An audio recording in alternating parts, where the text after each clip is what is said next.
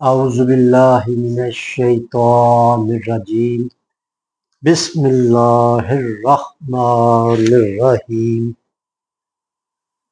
والذین کفروا وکذبوا بآیاتنا اولئک اصحاب النار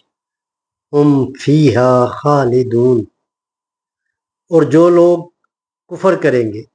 اور ہماری آیتوں کو جھٹلائیں گے سو وہی دوزخی ہیں اور وہ اس میں ہمیشہ پڑے رہیں گے۔ السلام علیکم دوستو، آج سورہ بقرہ 39 آیت کا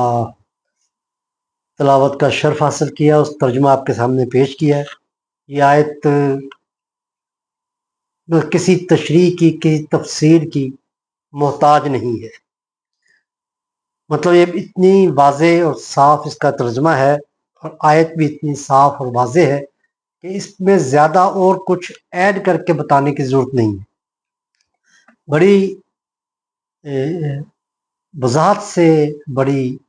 دو ٹوک الفاظ میں اللہ تعالیٰ جی نے اس آیت میں،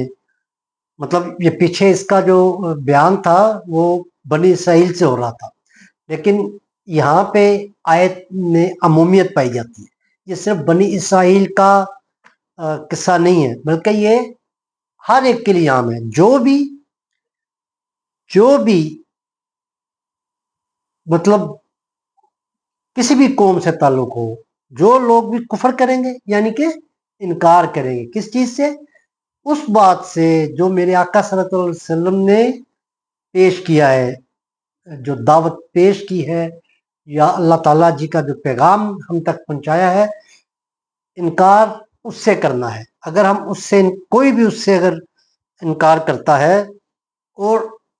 یہ جو آیات ہیں جو اللہ تعالیٰ جی کی، اس کو قرآنی کلام کے شکل میں یا جو نشانیاں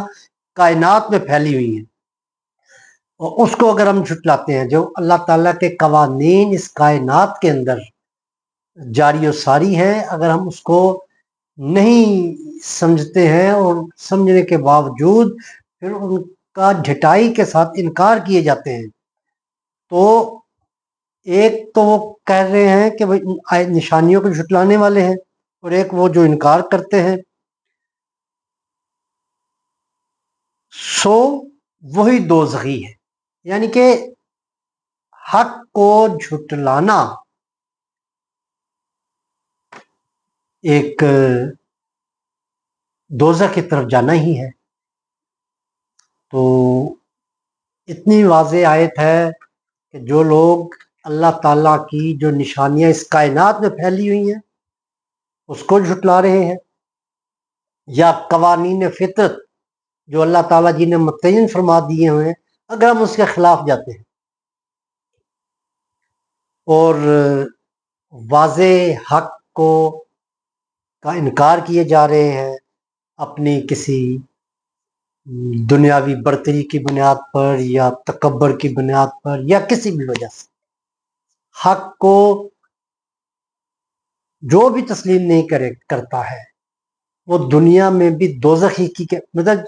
دوزخی کی کیفیت میں رہتا ہے، اور پھر وہ دوزخ جو اس کو قیامت کے بعد جس دوزخ کا ذکر کیا جا رہا ہے وہ اس میں تو رہیں گے، ساتھ اللہ تعالیٰ آگے کیا فرما رہے ہیں؟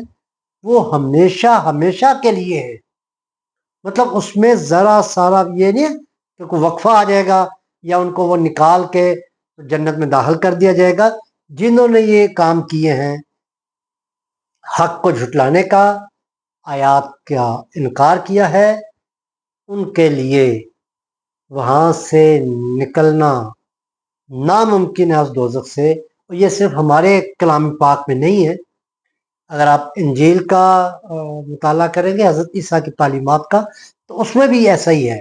کہ تمہارے آگے اور پیچھے آگ ہوگی اور یا تم ہمیشہ اس میں جلو گے، مطلب اس طرح کی چیزیں اس کے اندر بھی آپ کو مل جائیں گی۔ تو اس نار جہنم سے بچنے کے لیے ہمیں توقف کرنا ہے، رکنا ہے، ٹھہرنا ہے، اور اس کلام کو سمجھنا ہے۔ کہیں ہم ان کا نادانی میں انکار تو نہیں کر رہے، یا ہمارے سامنے ایک چیز حق آتی ہے اور ہم اس کو کہیں چھٹلا تو نہیں رہے ہیں۔ ہمارے سامنے نبی اکرم صلی اللہ علیہ وسلم کی حدیث آ جاتی ہے، آپ کا زندگی کا طریقہ آ جاتا ہے کہ آپ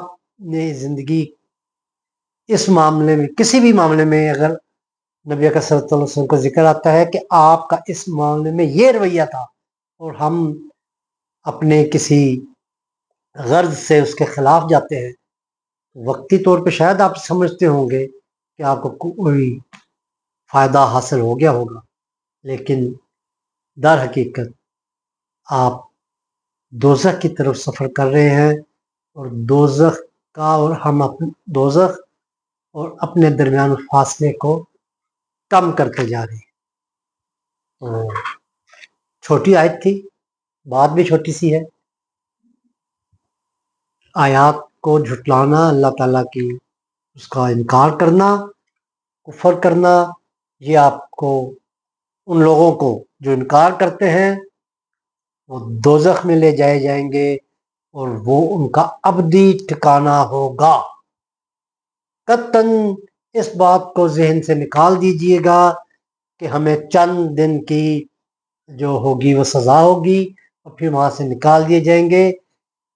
یہ یہودیوں کا تھا عقیدہ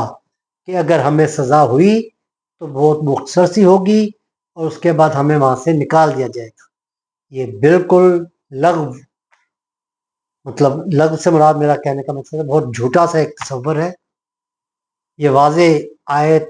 سورۃ بقرہ کی 39 آیت بالکل واضح ہے آپ پر، جو یہ کہہ رہی ہے اور پکار کے کہہ رہی ہے کہ والذین کذبوا، وہ لوگ جو جھٹلا رہے ہیں یا کفر کر رہے ہیں، وہ دوزخی ہیں، اور وہاں وہ اس آگ میں وہ ہمیشہ ہمیشہ رہیں گے۔ امید ہے میں اس آیت کو سمجھانے میں